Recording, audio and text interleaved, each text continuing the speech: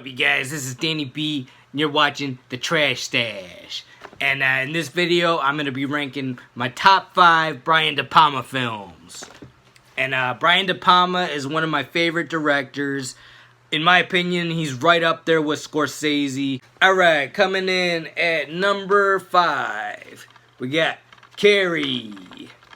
And this is an awesome classic horror movie written by Stephen King. And, you know, of course, it's about the girl who gets picked on, and she has supernatural psychic abilities. Her mom's a religious nut, and she gets picked on, and then in the end, she kind of lets loose, to say the least. That's number 5, Carey. Alright, coming in at number 4, we got one of his newer ones, Passion. And this was a good movie. This was, these two girls are in some kind of business. I forget what the business is, but she's the boss and she's the secretary. And she's stealing her ideas. And then she's kind of like humiliating her at office parties and that kind of shit. But a lot of people don't like her. Not just her, a lot of people do not like her at all. So someone gets even, and you gotta kind of figure out who it is. Very underrated, Passion. Coming in at number 3, we got Dressed to Kill. And this is kind of like, I would call this an American Giallo. It's like almost exactly the same style as a Giallo. And this is kind of like a 80s version of Psycho. Like a lot, like, you know, it's basically sort of the same story as Psycho, but a lot sleazier, a lot more violent, and you got, what's his name, from NYPD Blue in this, I forget his name, but it's the bald guy from NYPD Blue. He's in this, he's great in it.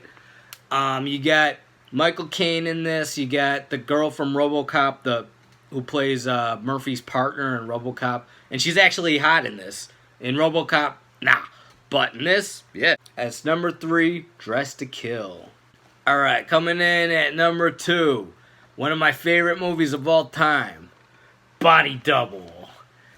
This movie is so sleazy, it's hilarious. This guy is an actor who is claustrophobic, so he's kind of like, he just lost his job because of that. Then he goes home and he finds his wife cheating on him. So then he's just like, he's having a real rough day. He goes to an acting class. The acting class teacher humiliates him in front of the class. And then, so then he makes one friend. His friend invites him to, like, house sit at a house that he's already house sitting at. But he's like, alright, the owners of this house want me to watch this house, but I can't do it, so you can stay here and just water the plants. So then he's doing that, and then he sees a girl through a window in he has a telescope, and he watches this girl, and every night this girl does like a pornographic striptease in front of the window. And then so he's been watching her, and then all of a sudden he notices people like breaking into her house and like slapping her around and shit. Then one night he notices this like real creepy looking guy staring at her, and he has to figure out how to warn her without letting her know that he's been spying on her every night.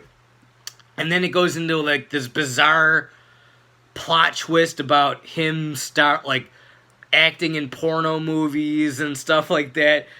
It's very bizarre, but it's awesome. That's number 2, Body Double. And the soundtrack on this thing is awesome. I love it. Now my number 1 favorite is probably obvious, Scarface. And I absolutely love this movie. This is one of my favorite gangster movies of all time. You got Al Pacino as Tony Montana. This was written by Oliver Stone. And awesome 80s action. Tony is saying the word fuck every other word. He goes full out. He's out of control. He's making all kinds of deals behind Frank's back and shit, and yeah, He wants to rise to the top, basically. Extremely entertaining, and I love it.